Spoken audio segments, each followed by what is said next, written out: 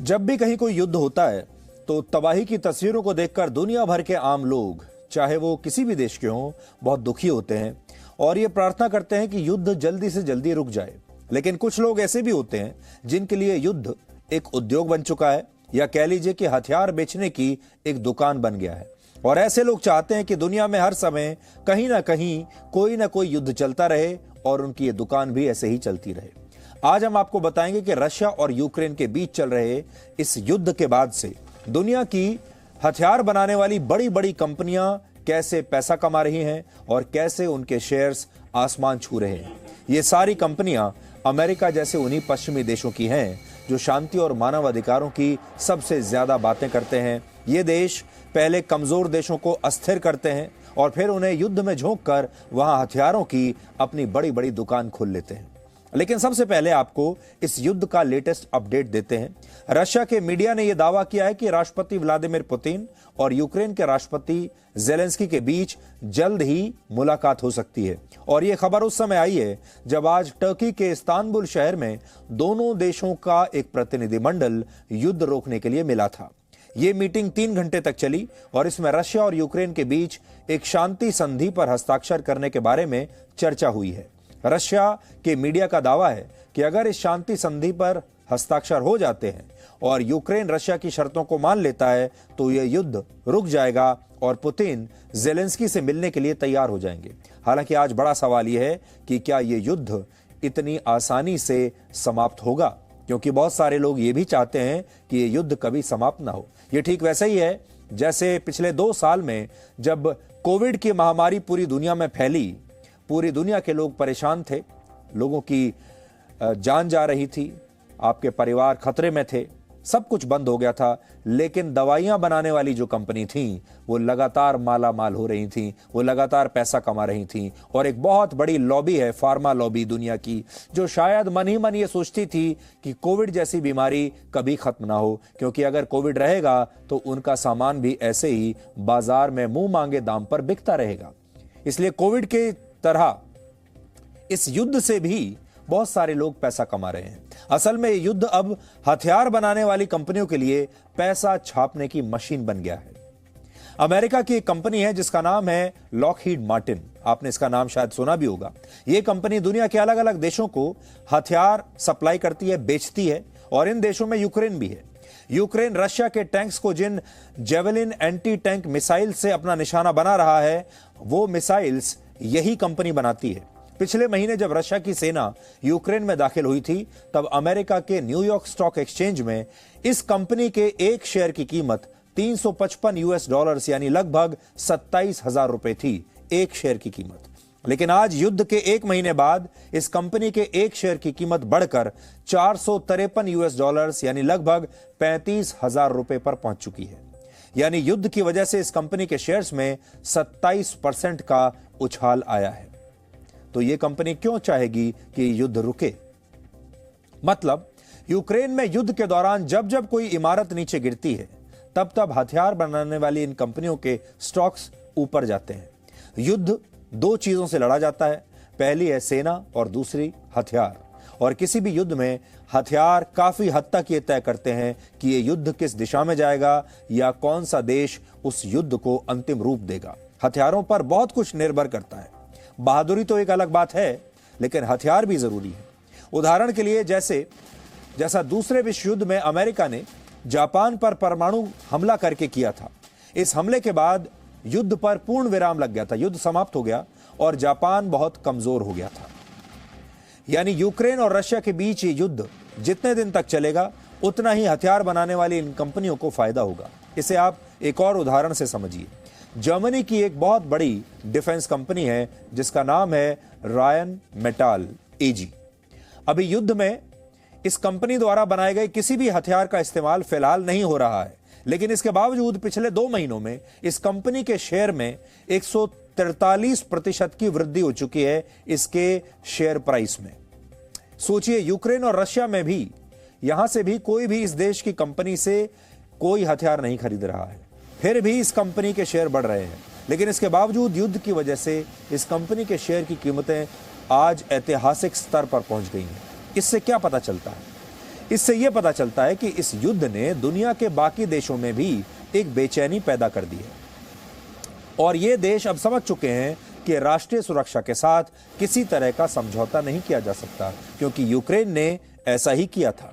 वो पश्चिमी देशों पर निर्भर होकर रशिया के खिलाफ युद्ध में तो उतर गया, लेकिन आज हथियारों के लिए उसे बार बार अमेरिका और नेटो देशों से मदद मांगनी पड़ रही है। और ये देखने के बाद दुनिया के दूसरे देश ये नहीं चाहते कि भविष्य में उनके सामने भी ऐसी स्थिति आ जाए। इसलिए एक तो युद्ध होता है और दूसरा होता है युद्ध का डर। तो युद्ध तो हो रहा है दो देशों के बीच में इस समय, रशिया और यूक्रेन के बीच, लेकिन युद्ध का डर पूरी दुनिया में फैला हुआ है। और अब दुनिया के बड़े बड़े देश ये सोच रहे हैं कि आज ये स्थिति अगर यूक्रेन के साथ हो सकती है तो भविष्य में हमारे साथ भी हो सकती है, और हमें भी अब अपनी सेनाओं को तैयार कर लेना चाहिए और हमारे पास पूरे हथियार होने चाहिए। इसलिए इस युद्ध के बाद अब हथियारों की बिक्री पूरी दुनिया में एक बार फिर से बढ़ जाएगी और हथियारों की दुकान बढ़ चढ़कर चलेगी। इसलिए इन तमाम देशों ने अचानक अपना रक्षा बजट बढ़ाने का ऐलान कर दिया है, और खास तौर पर इन देशों में जैसे रोमानिया, स्वीडन, डेनमार्क, चीन और पोलैंड जैसे देश प्रमुख हैं। इसके अलावा ब्रिटेन, फ्रांस और कनाडा जैसे देश भी अपने रक्षा बजट को बढ़ाने पर इस समय विचार कर रहे हैं, क्योंकि इन्हें भी अब युद्ध का भय सता रहा है। अब सोचिए, जब ये देश अपना रक्षा बजट बढ़ाएंगे, हथियारों पर ज्यादा पैसा खर्च करेंगे, तो ये पैसा आखिर जाएगा कहां और ये हथियार आएंगे कहां से? ये पैसा उन्हीं कंपनियों के पास जाएगा जिनके शेयर की कीमतें इस युद्ध के बाद से लगातार बढ़ रही हैं। ऐसी ही कंपनियां जिनके बारे में अभी हमने आपको बताया है। पूरी दुनिया में हथियारों की ये जो इंडस्ट्री है लगभग 38 लाख करोड़ रुपए की है, और इस युद्ध के बाद इस उद्योग का और विस्तार हो सकता है।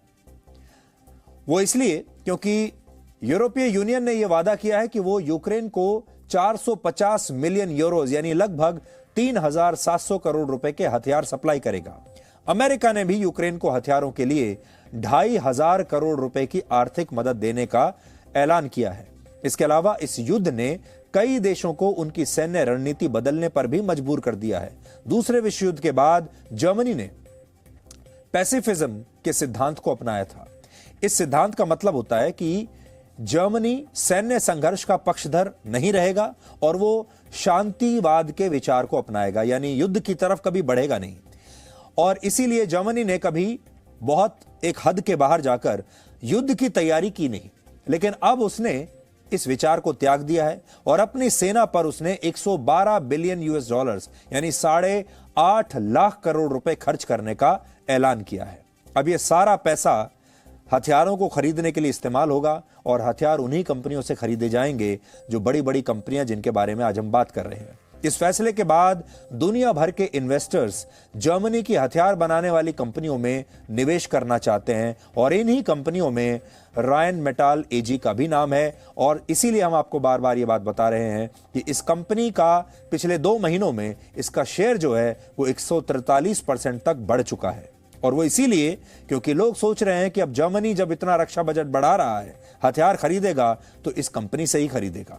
अब आप सारी कहानी समझ गए होंगे कि कैसे युद्ध के साथ ये पूरा बिजनेस मॉडल जुड़ा हुआ है। और जब भी दुनिया में कहीं पर भी कोई युद्ध शुरू होता है तो कुछ लोग ऐसे होते हैं जो बड़े खुश होते हैं और उन्हें ऐसा लगता है कि अब उनके उद्योग का विस्तार होगा। आपके मन में भी सवाल होगा कि हथियारों की इस इंडस्ट्री के बढ़ने से फायदा किन किन देशों को हो रहा है। तो इसका जवाब यह है कि जो अमेरिका और जो पश्चिमी देश युद्ध को मानव अधिकारों के खिलाफ बताते हैं, वही इससे सबसे ज्यादा फायदा भी उठाते हैं। और ये सारे देश वो हैं जो सबसे ज्यादा लोगों को कहते हैं कि शांति की बात करते हैं। शांति के लिए बड़े बड़े मंच इन्होंने बनाकर रखे हुए हैं। सबसे ज्यादा मध्यस्थता की कोशिशें भी यही करते हैं, लेकिन ये अंदर ही अंदर हथियार भी सबसे ज्यादा यही बेचते हैं। हथियारों के वैश्विक बाजार में लगभग 90% हिस्सेदारी सिर्फ 10 देशों की है, यानी ये 10 देश ही दुनिया में 90% हथियार बेचते हैं। और इन देशों में 37% शेयर के साथ अमेरिका पहले स्थान पर है, रशिया 20% के साथ दूसरे स्थान पर, फ्रांस 8.2%, जर्मनी 5.5% और चीन 5.2% के ग्लोबल शेयर के साथ इस सूची में 5वें स्थान पर है। बाकी देशों को भी आप इस सूची में देख सकते हैं और इस सूची में भारत बहुत नीचे है। अभी भारत केवल 0.2% हथियार ही पूरी दुनिया को इस समय बेच रहा है। हालांकि भारत के लिए तो बहुत बड़ी बात यही हो जाएगी कि भारत अगर अपनी जरूरतों के लिए भी अपने ही देश में हथियार बना पाए, यानी अपनी जरूरतों के लिए भारत आत्मनिर्भर हो सके, तो भारत के लिए तो यही बहुत बड़ी बात हो जाएगी।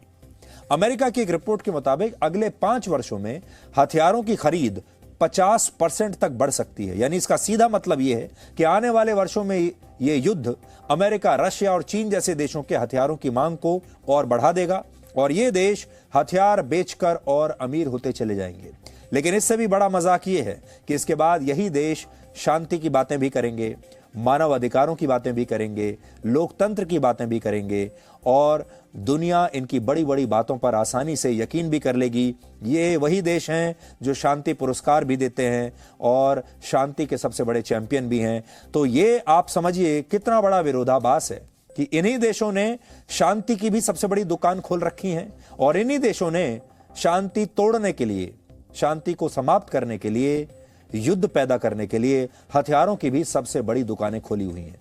तो इनके शोरूम में शांति की दुकान भी है और हथियारों की दुकान भी है। आप बताइए आपको क्या खरीदना है। ये शांति को भी बेचते हैं और हथियारों को भी बेचते हैं और बड़े स्टाइल से बेचते हैं और कहानी सुनाने का अंदाज इनका ऐसा है कि पूरी दुनिया इन्हें शांति दूत ही समझने लगती है। पिछले 100 वर्षों में अमेरिका ने कई युद्ध लड़े हैं, कई देशों में अपनी सेनाएं भेजी हैं। दूसरे विश्व युद्ध के बाद 1945 से 1990 तक सोवियत संघ के खिलाफ लंबा शीत युद्ध भी अमेरिका ने लड़ा है। कोरिया, वियतनाम, इराक, अफगानिस्तान और खाड़ी देशों में कट्टरपंथी ताकतों के खिलाफ कई वर्षों तक अमेरिका ने संघर्ष किया। केवल इन 5 लड़ाइयों पर ही उसने 328 लाख करोड़ रुपए खर्च किए। यह भारत की कुल अर्थव्यवस्था से दुगनी है, जो लगभग 190 लाख करोड़ के आसपास है। दुनिया मानती है कि अमेरिका ने इन तमाम युद्धों को हार कर यह पैसा बर्बाद किया, लेकिन यह बात पूरी तरह से सही नहीं है। आप दूर से बैठकर देखते हैं तो लगता है अमेरिका ने यह पैसा युद्धों पर बर्बाद कर दिया और अमेरिका जीत भी नहीं पाया। यह युद्ध और इन पर खर्च हुआ पैसा अमेरिका के लिए एक तरह का इन्वेस्टमेंट था, निवेश था। अमेरिका ने इन लड़ाइयों के बूते ही दुनिया में वॉर इंडस्ट्री को खड़ा किया और दुनिया भर के देशों में आधुनिक हथियारों को खरीदने की एक भूख पैदा की, या कह लीजिए एक डर पैदा किया। और आज भी मानव अधिकारों की आड़ में अमेरिका हथियारों का ही धंधा कर रहा है और अब यूक्रेन को यूरोप का नया अफगानिस्तान भी अमेरिका जैसे देश बनाकर छोड़ेंगे। Presenting B News app available on Google Play and App Store. Download it now.